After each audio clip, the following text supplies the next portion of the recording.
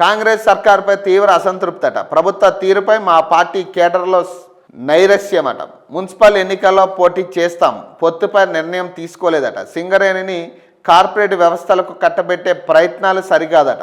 Phone tapping సమయంలో లేని భయం విచారణ టైంలో ఎందుకట. తెలంగాణ జన సమితి అధ్యక్షుడు కోదండరామట. మాకిచ్చిన హామీల విషయంలో జాప్యమట.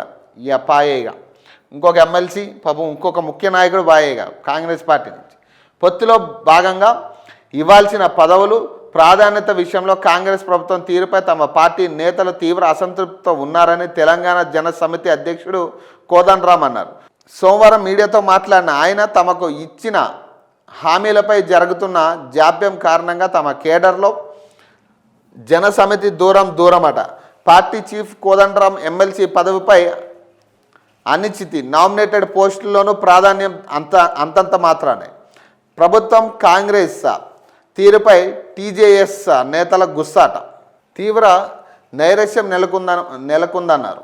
తాము కాంగ్రెస్తో కలిసి ఎన్నికల పొత్తు కుదుర్చుకున్నదెందుకు ప్రధానంగా 3 అంశాలు కారణమన్నారు. కేసీఆర్ నిరంకుశ పాలన అంతం, అలాగే తెలంగాణ ఉద్యమ ఆకాంక్షలు అమలు, అలాగే పాలనలో తాము భాగస్వామ్యం కావడం.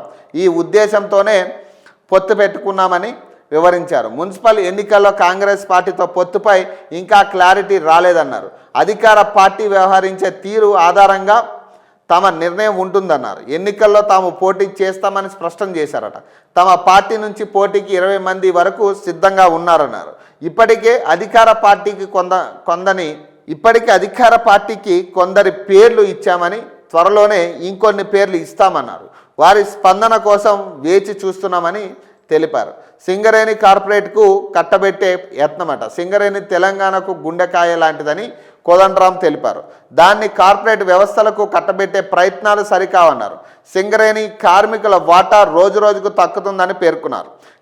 కాంట్రాక్ట్ వర్కర్లు తక్కువ వేతనానికి పనిచేస్తున్నారని గుర్తు చేశారు. సింగరేణిపై ప్రజలకు కార్మికులకే ప్రధాన హక్కులు ఉండేలా చర్యలు తీసుకోవాలని అన్నారు. అప్పుడు లేని భయం ఇప్పుడు ఎందుకంట. అక్రమంగా ఫోన్ ట్యాపింగ్ చేసినప్పుడు లేని భయం విచారణ టైంలో ఎందుకు వచ్చిందని కోదండరామ్ ప్రశ్నించారు. రాజ్యాంగంపై ప్రజలు అపార నమ్మకం పెట్టుకున్నారని గుర్తు చేశారు. కార్పొరేట్ అవసరాలు ప్రజల హక్కుల మధ్య సంగ్రామం జరుగుతుందని, ప్రజల రాజ్యాంగాన్ని మార్చవద్దంటున్నారని, పాలకుల వైఖరి ప్రజల భావాలకు తగ్గట్టుగా లేదని అసహనం వ్యక్తం చేసిరట. ఈ వైరుధ్యాలకు పరిష్కరించుకోవాలని సూచించారట. రాజ్యాంగ అమలు అంటే కుల మతపరమైన విభజనలని రూపుమాపడమని స్పష్టం చేసిరట. పాపం ఈయన నాకు తెలిసి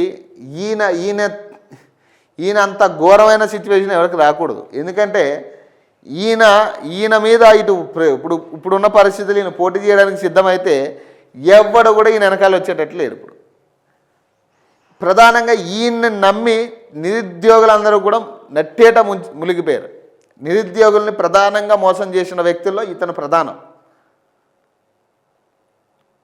ఆ రోజు బస్సు యాత్రలకు సంబంధించి కానీ అన్నిటిలో కూడా చాలా కీలకమైన పాత్ర పోషించి నిరుద్యోగుల్ని నట్టేట ముంచిన వ్యక్తిన.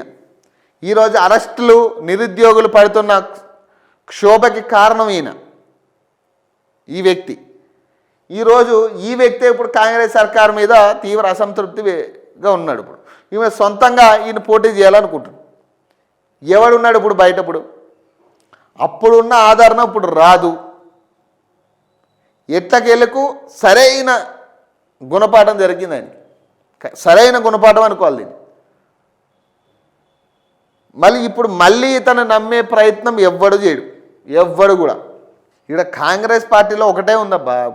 ఇప్పుడు పెద్ద ఎత్తున నేరుగా ముఖ్యమంత్రి మాట్లాడాడు. మళ్ళీ 10 రోజులు 15 రోజుల్లో కోదండరామ్కి మళ్ళీ ఉద్యోగం ఇస్తా అన్నాడు. ఆయన ఎమ్మెల్సీ ఇచ్చిండు, చెప్పినట్టుగానే ఎమ్మెల్సీ ఇచ్చిండు. కానీ దాన్ని కోర్టు లీగల్గా ప్రొసీడింగ్స్లో ఆగిపోయింది. అది ఇప్పుడున్న పరిస్థితుల్లో ఈయనకి ఎమ్మెల్సీ వచ్చే పరిస్థితి కనపడట్లే. మొత్తం మీద అసంతృప్తి అక్కడ మొదలైంది ఈయనకి. అదేంది ప్రభుత్వంలో మనకు పదవి ఇస్తానన్నారు కదా, కీలక పదవి, ఎటు మాట్లాడట్లే, ఎటు తేల్చట్లే. ఏదో ఒకటి మనం బయటకు పోతే అయిపోతుందని బయటకు వచ్చింది ఆయన. ఇప్పుడు బయటకు వచ్చినాక ఇప్పుడు ఈయన పరిస్థితి ఎట్లుంటుందో చూడాలి. మళ్ళీ నిరుద్యోగుల బాట పట్టుకుంటాడా? మళ్ళీ నిరుద్యోగులను పిలిచే ప్రయత్నం చేస్తాడా? మరి నిరుద్యోగులు మరి నిజంగా నిజాయితీగా ఇప్పుడైతే ఈయన వల్ల ఇంత నష్టపోయారు నిరుద్యోగులు, మళ్ళీ ఈయన వెనక వెళ్తారా అనేది చూడాలి.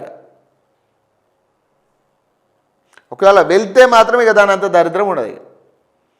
ఆయన వల్ల ఇంత కష్టాలు పడిన అదే నిరుద్యోగులు లాఠీ దెబ్బలు తిని ఆఖరికి నిరుద్యోగాన్ని చెప్పుకునే పరిస్థితి కూడా లేని సిచ్యువేషన్స్ ఉన్నాయి. ఇప్పుడు నేను ఒక నిరుద్యోగిని, నాకు ఉద్యోగం లేదు, నేను ఇట్లా ఫైట్ చేస్తున్నాను ఎక్కడా కూడా మాట్లాడడానికి లేకుండా చేసిర్రు వీళ్ళందరూ కలిసి చేసిన నష్టం ఇదంతా. మరి ఇప్పుడు మళ్ళీ అదే నిరుద్యోగులు కనుక ఈయన వెనక వెళ్తే ఇంకా దాని అంత దరిద్రం ఉండదు. ఇక చూడాలి నిరుద్యోగులు ఏం మాట్లాడతారో చూడాలి ఇక మరి.